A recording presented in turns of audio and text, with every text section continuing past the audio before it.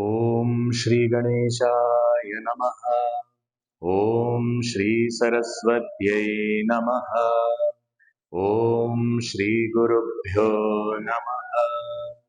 Om Samasta Jana Kalyane Niratam Karunamayam Namami Chinmayam Devam Sadgurum Brahma Vidvaram.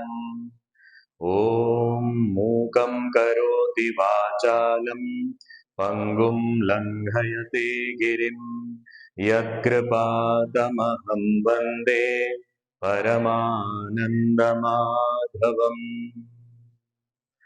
Om Parthaya Pratibodhitam Bhagavata Narayanena Swayam व्यासेन ग्रथितां पुराणमुनिना मध्ये महाभारतम् अद्वैतामृतवर्षिणीं भगवतीम् अष्टादशाध्यायिनीम् अम्ब त्वामनुसन्दधामि भगवद्गीते भवद्वेषिणी.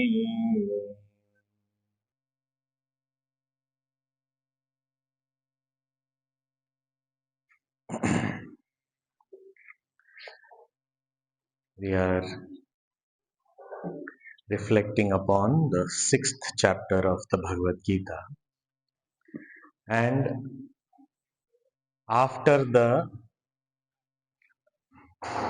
brief indication about the steps of meditation in the end of the 5th chapter, now Bhagavan himself takes up this topic of meditation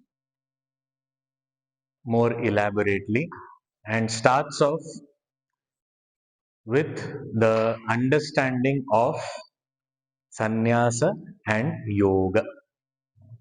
Who is a sannyasi? Who is a yogi? So it was said, the one who performs one's own duties without any expectation or insistence on a particular result. Such a person is called sannyasi, such a person is called also yogi. Because the spirit of sannyasa is in giving up not the actions, but our attachment to objects and the actions that will get us those objects. So therefore, this understanding of being a sannyasi or a yogi, so yogi means not only karma yogi as it was defined earlier, but such a person can only be a dhyana yogi also, because when your mind is free from these desires, attachments, only then the mind can be still. So the characteristic of a dhyana yogi is having a still mind. So now such a person, how can we attain? The person who is trying to achieve that height, trying to uplift oneself from this existence of, at the level of the world, the one who is trying to uplift oneself, arurukshuhu, such a person, for that person, karma karanam uchyate. We saw it is performing of this actions in the spirit of karma yoga is the one which will prepare him, help him to reach that height. And for a person who has reached, for such a person, shamah karanam uchyate. And once you have reached, that's all. Now sit down. Now no need to do anything else. So when does one reach? How do we know we have reached? So he said three times, three things. What is it? Sarva Sankalpa Sannyasi means sankalpas, not entertaining these fanciful thoughts, because these fanciful thoughts lead us to attachment to objects. So no attachment to objects also. And if there are attachment to objects or desires for objects, then there is attachment to those actions which will help us attain those objects. So those desire prompted actions also one is not attached to. So na indriyartheshu na karmasu anushajjate. A person who is able to rise above the attachments towards objects and the actions that will bring them to the objects, and in the root of both these is sankalpa, the fanciful thought. So one who is free from all these, such a person at that time is called yoga arudaha tada uchyate. Such a person is called yoga arudaha. Now in order to lift myself to that, I do okay karma yoga, all these things has been said, and that person alone themselves will one day reach that liberation or that destination. Who will help me in this endeavor? Whose support can I take? So very important statement that Bhagwan is making. His next two verses are very important, and they are actually the main message. If we have to say, what does Gita want to tell us as human beings? What are we supposed to do? This is the direct commandment, we can say, of the Gita. What is this? So we read the fifth verse first. उद्धरेदात्मनात्मानम् नात्मानमवसादयेत् आत्मैव ह्यात्मनो बन्धुः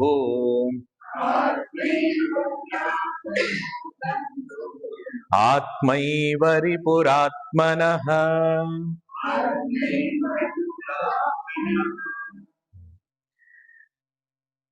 The first instruction given is uddharet.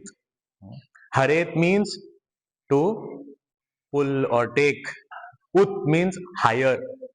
So uplift. Uddharet. Oh, whom should I uplift? Atmanam, yourself. Oh, but who is the support? How can I do it? Atmana, by yourself only. So uplift yourself by yourself means who is the support? No one else. You only have to do it. Very clear. Bhagwan is not, you know, going round and round. Any ambiguity is not there. Straight, direct. Who is my support? You. Nobody else will help you. This is so true for spiritual life, definitely, but it is also true even for our secular life. The worldly life, transactional life in Vyavahara also, this is true only. Now we say that, this is, when let us say we engage with a consultant. So go to a consultant. We take advice. This is my problem. This is my situation. How should I deal with it? That consultant, with their all knowledge and wisdom and experience and all, they will say, okay, this is the way, and you want to get out of this situation. This is how you can do, and you want to grow further. You can do this. All this they will give. But at the end of the day, whose responsibility is it? My own responsibility. Because whatever I have to do, that it is my responsibility. The consultant will not do it for me. Even if they do it, I have to pay. So who will take charge? I only have to take charge. It is such a practical thing. Sometimes we feel that why should even Bhagwan say this? But then, in spite of that, Bhagwan is saying that just for us to understand. Nobody else is going to help us. Nobody is going to. Oh, so then what is this? What kind of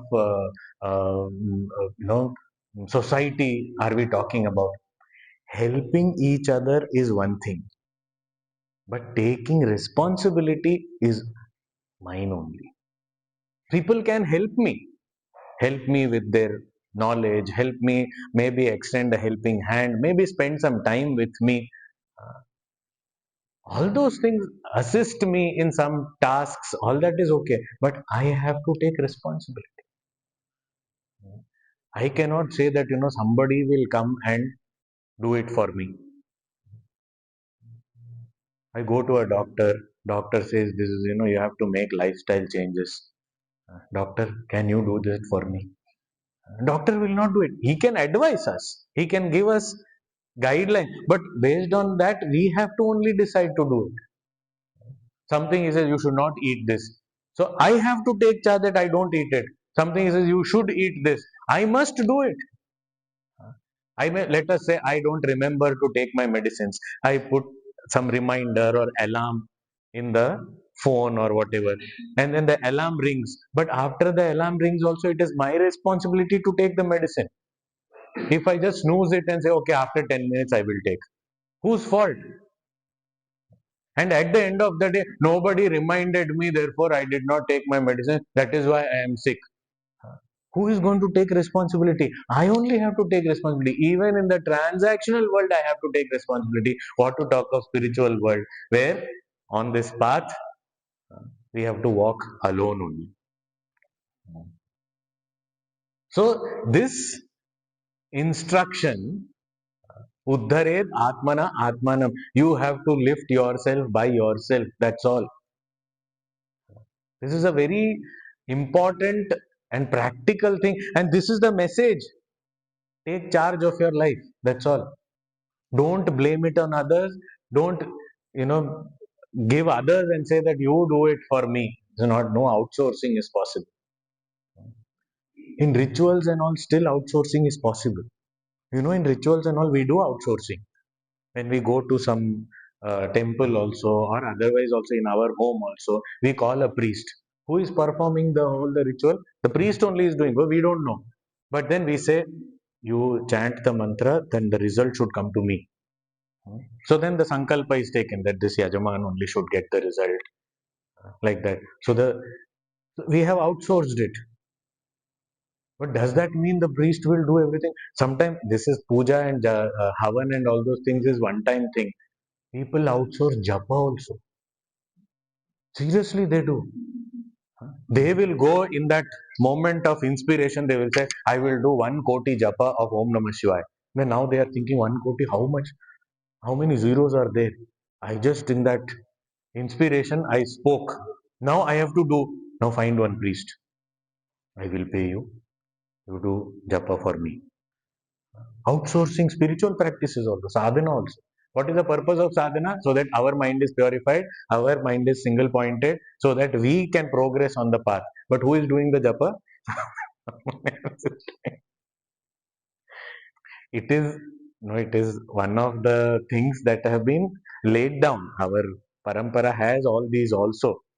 But the main thing is I have to do it myself. Even I may not be able to do so many, but at least 11 times I can do that much, at least I should do, because I have to take charge of my life. No one else is going to be able to live my life. So we can help each other, we can get help from someone, but I cannot live someone else's life, and nor can someone else live my life. This is a most important point that here uh, Sri Krishna is telling. Uddhared Atmana Atmanam. And along with that, as though in the same breath, he is saying, Na Atmanam Avasadai. You yourself lift yourself and don't be a cause for your own downfall. Means don't let yourself fall. Now, how do we understand these two statements? Very important and very significant statement. This is one of the most important verses of the Bhagavad Gita. So, first of all, what is the first step? Now, I read this verse. The first thought that may come to a person is the one who is not so much spiritually inclined or introspective in nature. Such a person is why uplift? I am already above only. I am already above the clouds. My feet don't touch the ground. I am already great. I'm already so I don't feel there is a need. I don't feel I am in any fallen state that I need to uplift myself. I don't feel the need only. So the first step is to realize where I am. So for knowing where to reach and how to reach, but where to begin. So where am I? Everything is fine. Just saying that or just repeating that is not going to make everything fine. I have to work on myself. I have to accept, yes, today I am here, and from here I have to start my journey to the goal that I need to reach. So first, recognize my fallen state is not a condemning myself. Oh, I am so bad, I am the worst in this whole room, nobody will be as bad as me. That is not what is talked about here. It is not about condemning and bashing ourselves, because that also we are very good at. These two extremes we are very good at. One extreme, I don't need any correction, because perfection cannot be improved upon, and that is me. So that is one extreme. Or the other extreme is, there is no one so bad as me. My mind only thinks of all these filthy, vulgar thoughts nobody would be having. And everyone in the room will be thinking the same thought about themselves. My mind is the worst. My mind is the worst. It is not even able to focus. It is not able to do any sadhana. It is not able, constantly bashing ourselves. These two extremes both have to be avoided. So, first, I need to, this is called self actualization. I need to know, where do I stand? Where am I? Actually, really, where am I? I have to face it. Yes, I am here. Yes, I am here. So that's where that acceptance of my present condition, and then say that it is not beyond repair also. Because sometimes I feel I am such a fallen state, nobody can lift me up. So, so do whatever, wherever you are, just to be there only. So that is laziness. So no, it is not irreparable. I can get out of it, and then put in effort to lift myself up. How? It is said, "Yo aru rukshoho munehe." What is needed? Karma karanamucha karma yoga. So I should be able to do that. I should be able to perform my duties as the dedicated worship of the Lord, and receive the results as His gift. So that way, if I'm able to perform my action, this is the path for me to uplift myself. So I should be ready to put in that effort, and I start putting in that effort. I should start living the path, the life of Karma Yoga. And as I am doing that, there are two stages at which the second part of this line has to be remembered. My beginning state, when I realize that where I am, na atmanam avasade, it means don't go further below. This much you have fallen enough. Now don't go further below. Come on, lift yourself above. At that state, it is also important to understand na atmanam avasade. It means don't have a very low opinion of yourself. That is also called na atmanam avasade. Don't bash yourself. So, okay, you are in that state, fine. I agree, but I can lift myself. I have that ability. Uddharit. And once I have uplifted myself, once I have slowly started climbing the rungs of the ladder of evolution, of maturity, then na atmanam avasadit. Then don't slip and fall. Be very careful. Because from the first step I fall, little bit I may little I got some, I fell. Okay, that much. But from the 10th step I fall, I will have a fracture. Then climbing next time is going to take time because I have to first mend myself, then slowly again start the climbing process. So therefore, as we climb up, na atmanam avasadeyet. Don't slip. Don't lose sight of that goal. Keep moving slowly and steadily towards that. Dhared atmanatmanam, na atmanam avasadeyet. At any point in our scriptures, nowhere have we been addressed as you are lowly, you are sinners, you are this, that. Nowhere. If at all the rishis have addressed us, they have all addressed us as Hey Amritasya Putraha. Means what? Oh, sons of immortality. We are called Rishi Putras. We belong to that tradition. Here also, Arjuna again and again, Bhagavan Sri Krishna is calling him Bharata, Bharata. Means what? The one who revels in knowledge. So nowhere do we, you know, consider ourselves to be lowly. That does not mean we are arrogating ourselves and become, I am better than everyone else. Not that way also. That it is not possible to fall to the extent of never being able to get up. So each time we may fall, okay, so what? I can always get up and continue walking. So na atmanam avasadayet. Never do that. So this is the scripture saying, this is the Lord Himself saying. Don't keep on. See, but this Surdas ji's story is beautiful. He used to, he could not see right from his birth. He was blind.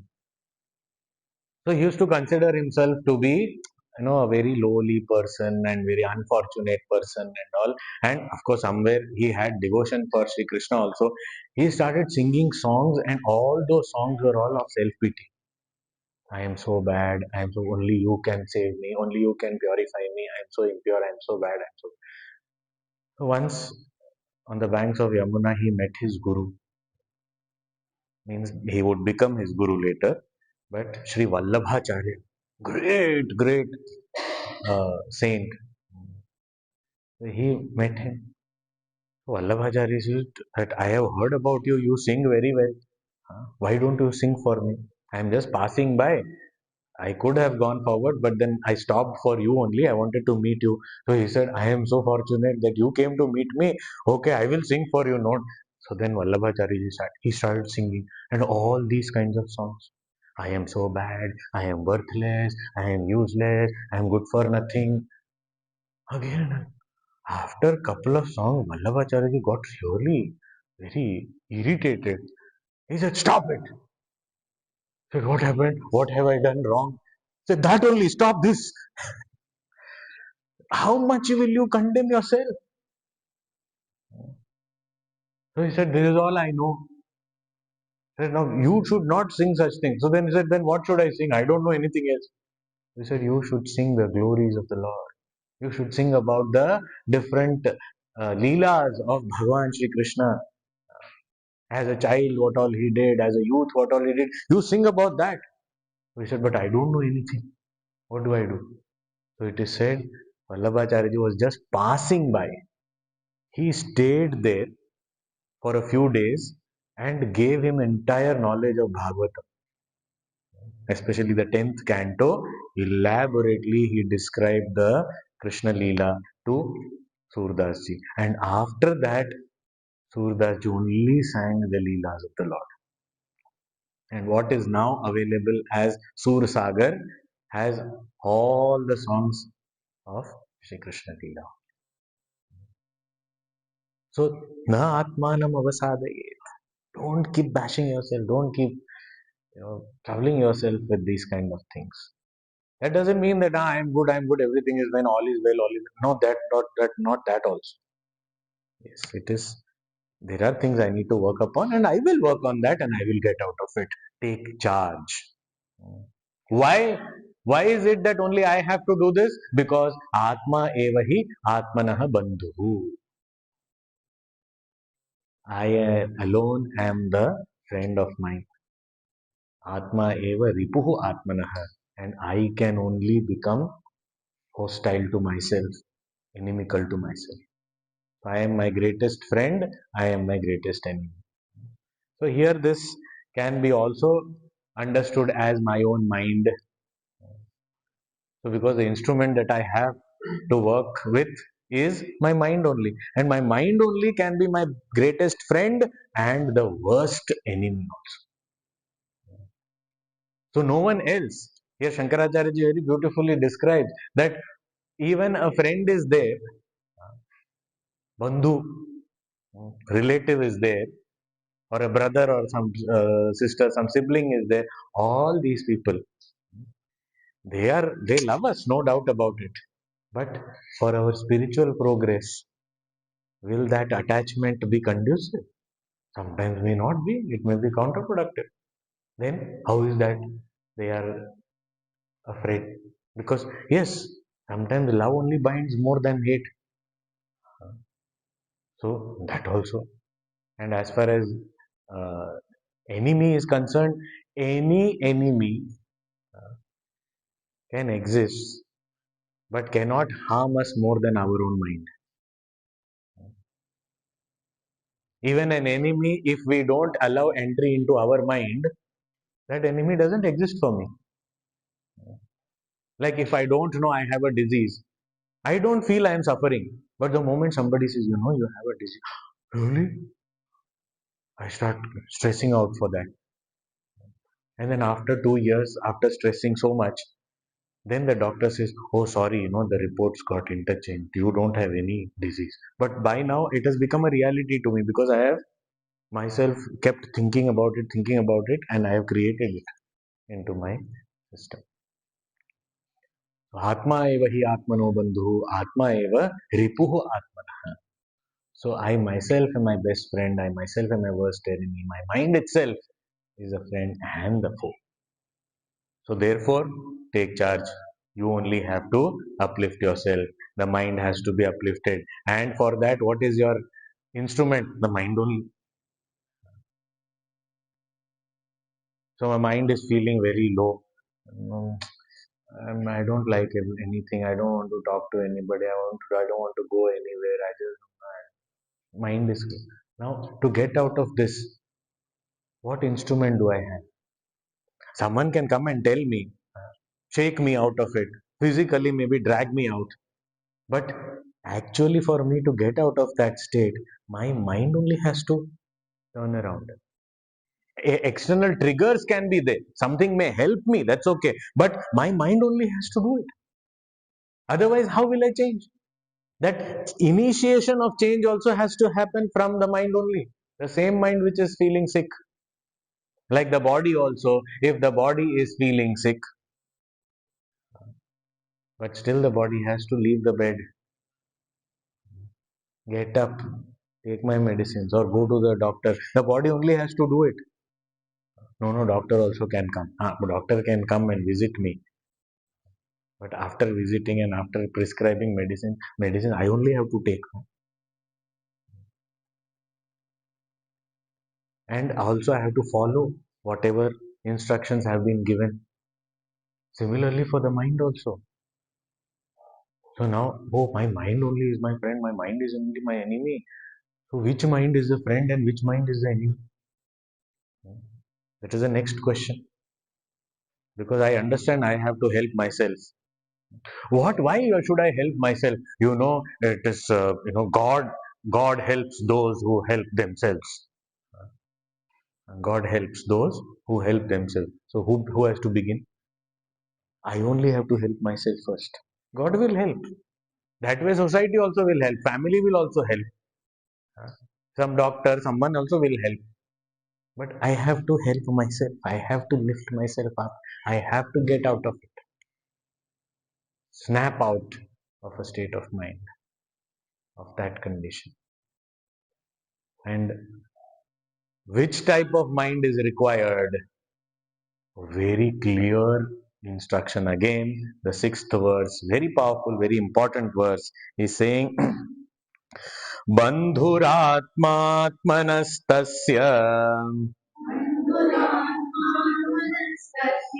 येनात्मैवात्मना जितः अनात्मनस्तु शत्रुत्वे वर्तेतात्मैव शत्रुवत्. Ah. Which mind is my friend? Bandhu atma atmanasya. Atmanah atmanah tasya atmanah bandhuhu, that friend of the self. Who is he? That atma, that mind, which is yenatma eva atmana jitah, that mind which is under our control, which is conquered by us. If the mind is under my control, it is my friend. If I am under the influence of the mind, it is my enemy.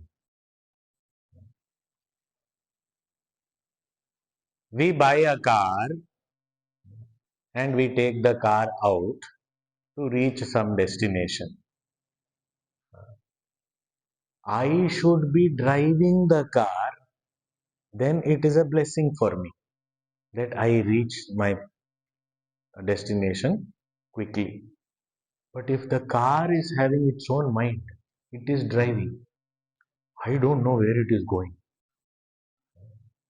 then it is not a blessing.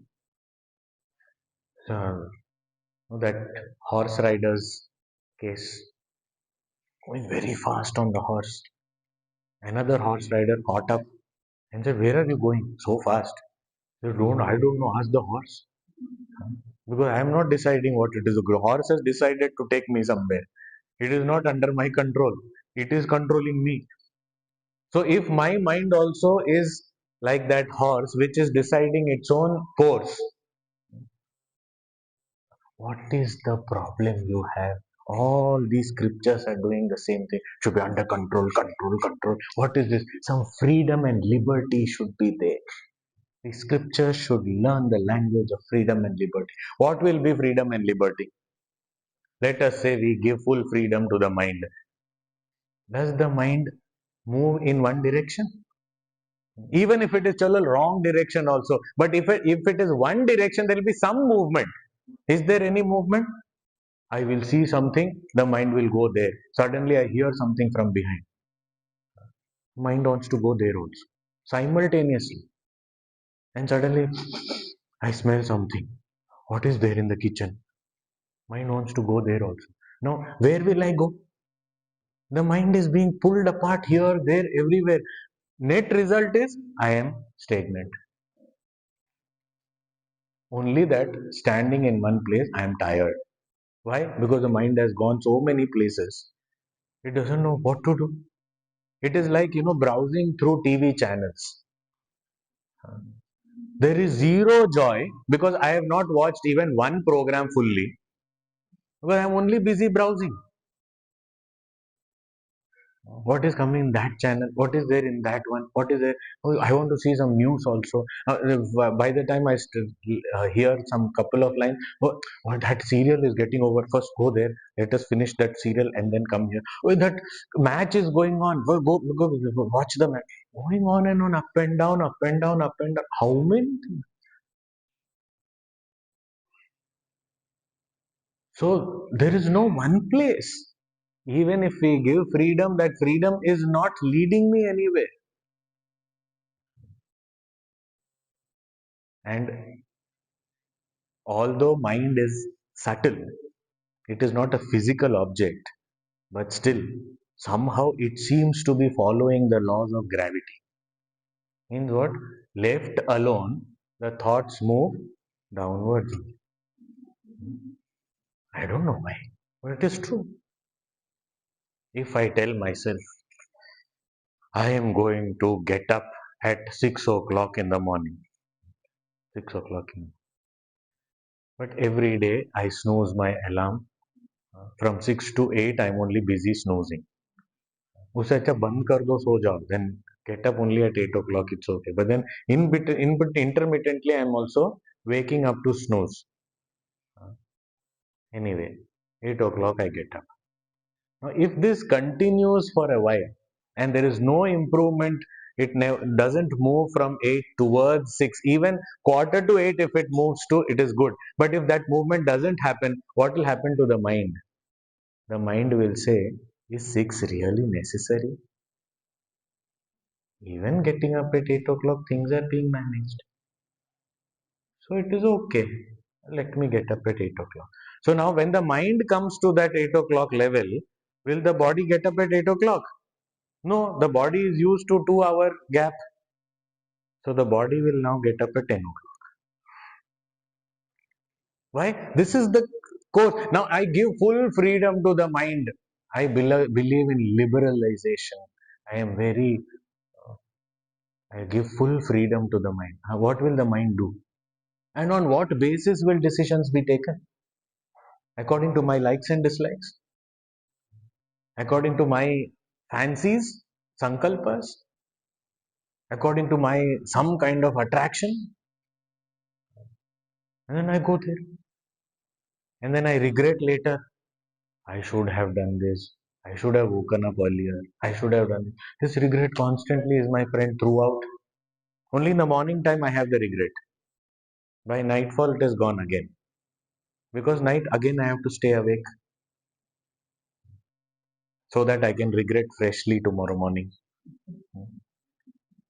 So this cycle continues. And such a mind, we consider this mind is my enemy, this mind is an enemy. Don't we do that every day? But if the mind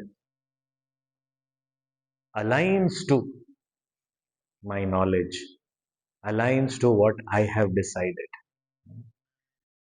So here actually the whole relationship is between the mind and intellect.